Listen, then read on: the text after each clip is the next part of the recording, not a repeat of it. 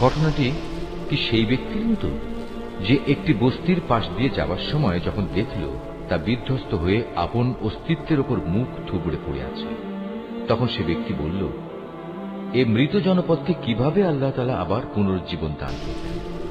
এক পর্যায়ে আল্লাহ তাআলা সত্যি সত্যি তাকে মৃত্যু দান করলেন এবং এভাবেই তাকে 100 বছর ধরে মৃত ফেলে রাখলেন। অতঃপর তাকে পুনরায় জীবিত করলেন।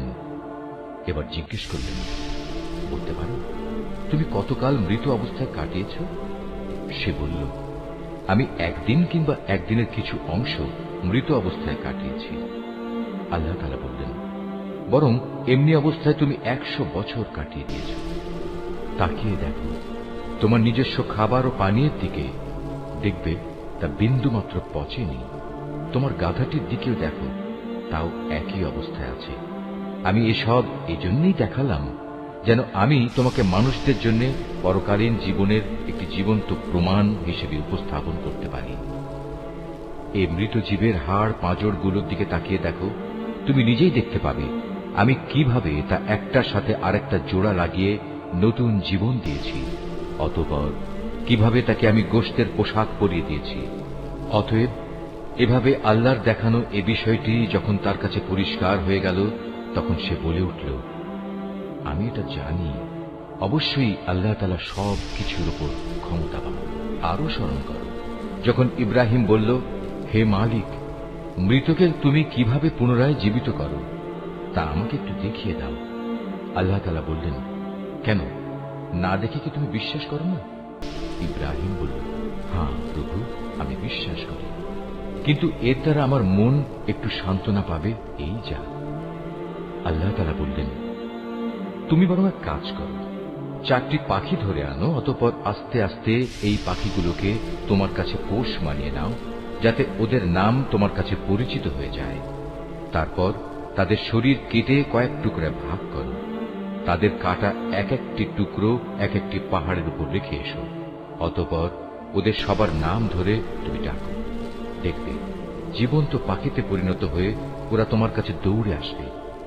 তুমি জেনে রাখো, আল্লাহ তাআলা মহা শক্তিশালী, বিজ্ঞ, কুশলী। যারা নিজেদের ধন সম্পদ আল্লাহ তাআলার পথে খরচ করে, তাদের উদাহরণ হচ্ছে একটি বীজের মতো, যে বীজটি বপন করার পর তা থেকে একে একে 7টি শীষ বেরুল, আবার এর প্রতিটি শীষে রয়েছে 100 শস্য দানা। আসলে আল্লাহ তাআলা যাকে চান তাকে বহু গুণ বৃদ্ধি করে দেন। আল্লাহ তাআলা অনেক প্রশস্ত, অনেক বিজ্ঞ। যারা আল্লাহ তাআলার পথে নিজেদের ধন সম্পদ ব্যয় করে এবং ব্যয় করে তা প্রচার করে বেড়ায় না, খোঁটা দেয় না এবং কষ্টও দেয় না, এজন্য তাদের মালিকদের কাছে তাদের জন্য পুরস্কার সংরক্ষিত রয়েছে। শেষ বিচারের দিন এদের কোনো ভয় নেই, তাদের সেদিন দুশ্চিন্তাগ্রস্ত হতে হবে না। একটুখানি সুন্দর কথা বলা এবং উদারতা দেখিয়ে ক্ষমা করে দেয়া সেই দানের চাইতে অনেক ভালো, যে দানের পরিণামে কষ্টই আসে। আল্লাহ তাআলা কারোরই মুখাপেক্ষী নন, তিনি পরম ধৈর্যশীল বটে। হে ঈমানদার বান্দারা, তোমরা উপকারের খোঁটা দিয়ে এবং অনুগৃহীত ব্যক্তিকে কষ্ট দিয়ে তোমাদের দান সদকা বরবাদ করে দিও না, ঠিক সেই হতভাগ্য ব্যক্তির মতো যে শুধু লোক দেখানোর উদ্দেশ্যে দান করে, সে আল্লাহ তাআলা ও পরকালের উপর বিশ্বাস করে না। তার দানের উদাহরণ হচ্ছে যেন একটি মসৃণ শিলাখণ্ডের উপর কিছু মাটির আবরণ পড়ল, সেখানে মুষলধারে বৃষ্টিপাত হল, অতঃপর তা পাথরটিকে শক্ত করে রেখে গেল। দান খয়রাত করে তারা যা কিছু অর্জন করল, তা দিয়ে তারা কিছুই করতে পারল না। আর যারা আল্লাহকে বিশ্বাস করে না, আল্লাহ তাআলা তাদের কখনো সঠিক পথ দেখান না। অপরদিকে যারা আল্লাহ তাআলার সন্তুষ্টির জন্য এবং নিজেদের মানসিক অবস্থা আল্লাহর পথে সুদৃঢ় রাখার জন্য নিজেদের ধন সম্পদ ব্যয় করে, তাদের উদাহরণ হচ্ছে যেন তা কোনো উঁচু পাহাড়ের উপত্যকায় একটি সুসজ্জিত ফসলের বাগান। যদি সেখানে প্রবল বৃষ্টিপাত হয়, তাহলে ফসলের পরিমাণ দ্বিগুণ হয়, আর প্রবল বৃষ্টিপাত না হলেও বৃষ্টির শিশির বিন্দুগুলোই ফসলের জন্য যথেষ্ট হয়।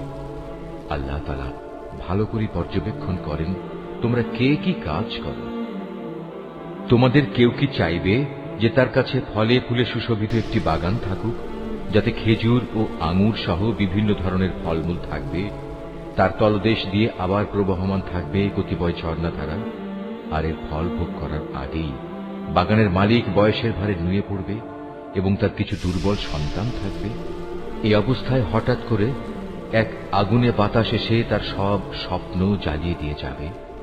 এভাবেই আল্লাহ তাআলা তার নিদর্শনগুলো তোমাদের কাছে সুস্পষ্টভাবে বর্ণনা করেন, যাতে তোমরা আল্লাহ তাআলার এসব কথার উপর চিন্তা গবেষণা করতে পারো। হে ঈমানদার লোকেরা, তোমরা নিজেরা যা অর্জন করেছ সে পবিত্র সম্পদ এবং যা আমি জমিনের ভেতর থেকে তোমাদের জন্য বের করে এনেছি, তার থেকে একটি উৎকৃষ্ট অংশ আল্লাহর পথে ব্যয় করো।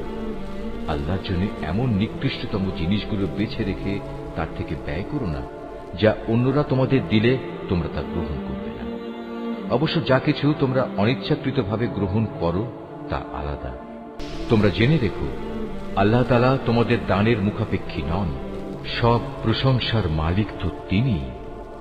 শয়তান সব সময় তোমাদের অভাব অনটনের ভয় দেখাবে এবং সে নানাবিধ অশ্লীল কর্মকাণ্ডের আদেশ দেবে। আর আল্লাহ তাআলা তোমাদের তার কাছ থেকে অসীম বরকত ও ক্ষমার প্রতিশ্রুতি দিচ্ছেন এবং সেদিকেই তিনি তোমাদের ডাকছেন। আল্লাহ তাআলা প্রাচুর্যময় ও সম্যক অবগত। আল্লাহ তাআলা যাকে চান তাকে একান্তভাবে তার পক্ষ থেকে বিশেষ জ্ঞান দান করেন। আর যে ব্যক্তিকে আল্লাহ তাআলার সেই বিশেষ জ্ঞান দেওয়া হল, সে যেন মনে করে তাকে প্রচুর কল্যাণ দান করা হয়েছে। আর প্রজ্ঞা সম্পন্ন ব্যক্তি ছাড়া আল্লাহর এসব কথা থেকে অন্য কেউ কোনো শিক্ষায় গ্রহণ করতে পারে না। তোমরা যা কিছু খরচ করো আর যা কিছু খরচ করার জন্য মানত করো, আল্লাহ তাআলা অবশ্যই তা ভালো করেই জানেন। জালেমদের আসলে কোনো সাহায্যকারী নেই। আল্লাহ তাআলা সন্তুষ্টির জন্য তোমরা যা কিছু দান করো, তা যদি প্রকাশ্যভাবে মানুষদের সামনে করো তা ভালো কথা, তাতে কোনো দোষ নেই। তবে যদি তোমরা তা মানুষদের কাছে গোপন রাখো এবং চুপে চুপে অসহায়দের দিয়ে দাও, তাহলে তোমাদের জন্য উত্তম। এ দানের কারণে আল্লাহ তাআলা তোমাদের বহুবিধ গুনাহ খাতা মুছে দেবেন। আর তোমরা যাই করো না কেন, আল্লাহ তাআলা সবকিছু সম্পর্কে ওয়াকিবহাল রয়েছেন। যারা তোমার কথা শোনে না, তাদের হেদায়েতের দায়িত্ব তোমার উপর নয়, তবে আল্লাহ তাআলা যাকে চান তাকে সঠিক পথ দেখান। তোমরা যা দান সদকা করো, এটা তোমাদের জন্য কল্যাণকর, কারণ তোমরা তো এজন্যই খরচ করো যেন আল্লাহর সন্তুষ্টি অর্জন করতে পারো। তোমরা আজ যা কিছু দান করবে, আগামীকাল তার পুরোপুরি পুরস্কার তোমাদের আদায় করে দেয়া হবে। সেদিন তোমাদের উপর কোন রকম জুলুম করা হবে না।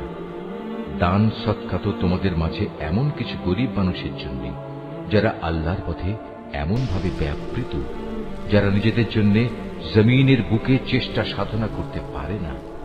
আত্মসম্মান বোধের কারণে কিছু চায় না বলে অজ্ঞ মূর্খ লোকেরা এদের মনে করে এরা বুঝি সচ্ছল, কিন্তু তুমি এদের বাহ্যিক চেহারা দেখেই এদের সঠিক অবস্থা বুঝে নিতে পারো। এরা মানুষদের কাছ থেকে কাকুতি মিনতি করে ভিক্ষা করতে পারে না। তোমরা যা কিছুই খরচ করবে, আল্লাহ তাআলা তার যথার্থ বিনিময় দেবেন, কারণ তিনি সবকিছু দেখেন। যারা দিনরাত প্রকাশ্যে ও সঙ্গোপনে নিজেদের মাল সম্পদ ব্যয় করে, তাদের মালিকের দরবারে তাদের এ দানের প্রতিফল সুরক্ষিত রয়েছে। তাদের উপর কোন রকম ভয়ভীতি থাকবে না, তারা চিন্তিতও হবে না। যারা সুদ খায়, তারা মাথা উঁচু করে দাঁড়াতে পারবে না। দাঁড়ালেও তার দাঁড়ানো হবে সে ব্যক্তির মতো, যাকে শয়তান নিজস্ব পরশ দিয়ে দুনিয়ার লোভ লালসায় মোহাচ্ছন্ন করে রেখেছে। এটা এই কারণে, যেহেতু এরা বলে ব্যবসা বাণিজ্য তো সুদের মতোই একটা কারবারের নাম, অথচ আল্লাহ তাআলা ব্যবসা হালাল করেছেন এবং সুদকে হারাম করেছেন। তাই তোমাদের যার যার কাছে তার মালিকের পক্ষ থেকে সুদ সংক্রান্ত এই উপদেশ পৌঁছেছে, সে অতঃপর সুদের কারবার থেকে বিরত থাকবে। আগে এ আদেশ আসা পর্যন্ত যে সুদ সে খেয়েছে তা তো তার জন্য অতিবাহিত হয়েই গেছে। তার ব্যাপার একান্তই আল্লাহ তাআলার সিদ্ধান্তের উপর। কিন্তু এরপর যে ব্যক্তি আবার সুদী কারবারে ফিরে আসবে, তারা অবশ্যই জাহান্নামের অধিবাসী হবে, সেখানে তারা চিরদিন থাকবে। আল্লাহ তাআলা সুদ নিশ্চিহ্ন করেন, অপরদিকে দান সৎকার পবিত্র কাজকে তিনি উত্তরোত্তর বৃদ্ধি করেন। আল্লাহ তাআলা তার নিয়ামতের প্রতি অকৃতজ্ঞ পাপিষ্ঠ ব্যক্তিদের কখনো পছন্দ করেন না। তবে যারা সত্যিকার অর্থে আল্লাহ তাআলার উপর ঈমান এনেছে এবং ভালো কাজ করেছে, নামাজ প্রতিষ্ঠা করেছে, যাকাত আদায় করেছে, তাদের সেদিন কোনো ভয় থাকবে না, তারা সেদিন চিন্তিতও হবে না। হে ঈমানদার লোকেরা, তোমরা সুদের ব্যাপারে আল্লাহকে ভয় করো। আগের সুদী কারবারের যেসব বকেয়া আছে তোমরা তা ছেড়ে দাও, যদি সত্যি তোমরা আল্লাহর উপর ঈমান আনো। যদি তোমরা এমনটি না করো, তাহলে অতঃপর আল্লাহ তাআলা ও তাঁর রাসূলের পক্ষ থেকে তোমাদের বিরুদ্ধে যুদ্ধের ঘোষণা থাকবে। আর যদি এখনো তোমরা আল্লাহর দিকে ফিরে আসো, তাহলে তোমরা তোমাদের মূলধন ফিরে পাবার অধিকারী হবে। সুদী কারবার দ্বারা অন্যের উপর জুলুম করো না, তোমাদের উপরও অতঃপর সুদের জুলুম করা হবে না। সে ঋণ গ্রহীতা ব্যক্তি কখনো যদি অভাবগ্রস্ত হয়ে পড়ে, তাহলে তার উপর চাপ দিও না, বরং তার সচ্ছলতা ফিরে আসা পর্যন্ত তাকে অবকাশ দাও। আর যদি তা মাফ করে দাও, তাহলে তা হবে তোমাদের জন্য অতি উত্তম কাজ। যদি তোমরা ভালোভাবে জানো, তাহলে তাই করো। সেদিনটিকে ভয় করো যেদিন তোমাদের সবাইকে আল্লাহর দিকে ফিরিয়ে নেওয়া হবে। সেদিন প্রত্যেক মানব সন্তানকে জীবনভর কামাই করা পাপ পুণ্যের পুরোপুরি ফলাফল দিয়ে দেয়া হবে। কারো উপর সেদিন কোন ধরনের জুলুম করা হবে না। হে ঈমানদার বান্দারা, তোমরা যখন পরস্পরের সাথে নির্দিষ্ট একটি সময়ের জন্য ঋণের চুক্তি করো, তখন তা লিখে রাখো। তোমাদের মধ্যকার যে কোনো একজন লেখক সুবিচারের ভিত্তিতে এই চুক্তিনামা লিখে দেবে। যাকে আল্লাহ তাআলা লেখা শিখিয়েছেন, সে যেন কখনো লিখতে অস্বীকৃতি না জানায়। লেখার সময় ঋণ গ্রহীতা লেখককে বলে দেবে কি কি শর্ত সেখানে লিখতে হবে। এ পর্যায়ে লেখককে অবশ্যই তার মালিক আল্লাহ তাআলাকে ভয় করা উচিত। চুক্তিনামা লেখার সময় লক্ষ্য রাখতে হবে তার কিছু যেন বাদ না পড়ে। যদি সে ঋণ গ্রহীতা অজ্ঞ, মূর্খ এবং সব দিক থেকে দুর্বল হয়, অথবা চুক্তিনামার কথাবার্তা বলে দেওয়ার ক্ষমতাই তার না থাকে, তাহলে তার পক্ষ থেকে তার কোনো অভিভাবক ন্যায়ানুগ পন্থায় বলে দেবে কি কি কথা লিখতে হবে। তদুপরি তোমাদের মধ্যে থেকে দুইজন পুরুষকে এই চুক্তিপত্রে সাক্ষী বানিয়ে নিও। যদি দুইজন পুরুষ একত্রে পাওয়া না যায়, তাহলে একজন পুরুষ এবং দুজন মহিলা সাক্ষী হবে, যাতে করে তাদের একজন ভুলে গেলে দ্বিতীয়জন তাকে স্মরণ করিয়ে দিতে পারে। এমন সব লোকদের মধ্যে থেকে সাক্ষী নিতে হবে যাদের উভয় পক্ষ পছন্দ করবে। সাক্ষীদের যখন সাক্ষী প্রদানের জন্য ডাকা হবে, তখন তারা তা অস্বীকার করবে না। লেনদেনের সময় পরিমাণ ছোট হোক কিংবা বড় হোক, দিনক্ষণ সহ তা লিখে রাখার ব্যাপারে অবহেলা করো না। এটা আল্লাহর কাছে ন্যায্যতর ও সাক্ষ্য দানের ক্ষেত্রে অধিক মজবুত ভিত্তির উপর প্রতিষ্ঠিত, এবং পরবর্তীকালে যাতে তোমরা সন্দিগ্ধ না হও, তার সমাধানের জন্যও এটা নিকটতর পন্থা। যা কিছু তোমরা নগদ হাতে হাতে আদান প্রদান করো, তা সব সময় না লিখলেও তোমাদের কোনো ক্ষতি নেই। তবে ব্যবসায়িক লেনদেনের সময় অবশ্যই সাক্ষী রাখবে। দলিলের লেখক ও চুক্তিনামার সাক্ষীদের কখনো তাদের মত বদলানোর জন্য কষ্ট দেয়া যাবে না। তারপরেও তোমরা যদি তাদের এ ধরনের যাতনা প্রদান করো, তাহলে জেনে রেখো তা হবে তোমাদের জন্য একটি মারাত্মক গুনাহ। এ ব্যাপারে আল্লাহ তাআলা তোমাদের সব কিছুই শিখিয়ে দিচ্ছেন, কেননা আল্লাহ তাআলা সব কিছুই জানেন। যদি তোমরা কখনো সফরে থাকো এবং এ কারণে ঋণের চুক্তি লেখার মতো কোনো লেখক না পাও, তাহলে চুক্তি লেখার বদলে কোনো জিনিস বন্ধক রেখে দাও। যখন তোমাদের কোনো ব্যক্তি অপর ব্যক্তিকে কোনো বন্ধকি জিনিসের ব্যাপারে বিশ্বাস করে, এমতাবস্থায় যে ব্যক্তিকে বিশ্বাস করা হয়েছে তার উচিত সেই আমানত যথাযথ ফেরত দেয়া এবং আমানতের ব্যাপারে আল্লাহ তাআলাকে ভয় করা, যিনি তার মালিক। তোমরা কখনো সাক্ষ্য গোপন করো না। যে ব্যক্তি তা গোপন করে, সে অবশ্যই অন্তরের দিক থেকে পাপিষ্ঠ সাব্যস্ত হয়। বস্তুত আল্লাহ তাআলা তোমাদের যাবতীয় কাজকর্মের ব্যাপারে সম্যক অবগত রয়েছেন। আসমান জমিনে যা কিছু আছে তা সবই আল্লাহ তাআলার জন্য। তোমরা তোমাদের মনের ভেতরে যা কিছু আছে তা যদি প্রকাশ করো কিংবা তা গোপন করো, আল্লাহ তাআলা একদিন তোমাদের কাছ থেকে এর পুরোপুরি হিসাব গ্রহণ করবেন। এরপর তিনি যাকে ইচ্ছা তাকে মাফ করে দেবেন, আবার যাকে ইচ্ছা তাকে তিনি শাস্তি দেবেন। আল্লাহ তাআলা সব কিছুর উপর ক্ষমতাবান। আল্লাহর রসূল সে বিষয়ের উপর ঈমান এনেছে যা তার উপর তার মালিকের পক্ষ থেকে নাযিল করা হয়েছে, আর যারা সে রসূলের উপর বিশ্বাস স্থাপন করেছে তারাও সে একই বিষয়ের উপর ঈমান এনেছে। এরা সবাই ঈমান এনেছে আল্লাহর উপর, তার ফেরেশতাদের উপর, তার কিতাব সমূহের উপর, তার রসূলদের উপর। তারা বলে, আমরা তার পাঠানো নবী রসূলদের কারো মাঝে কোন রকম পার্থক্য করি না। আর তারা বলে, আমরা তো আল্লাহর নির্দেশ শুনেছি এবং তা মেনেও নিয়েছি।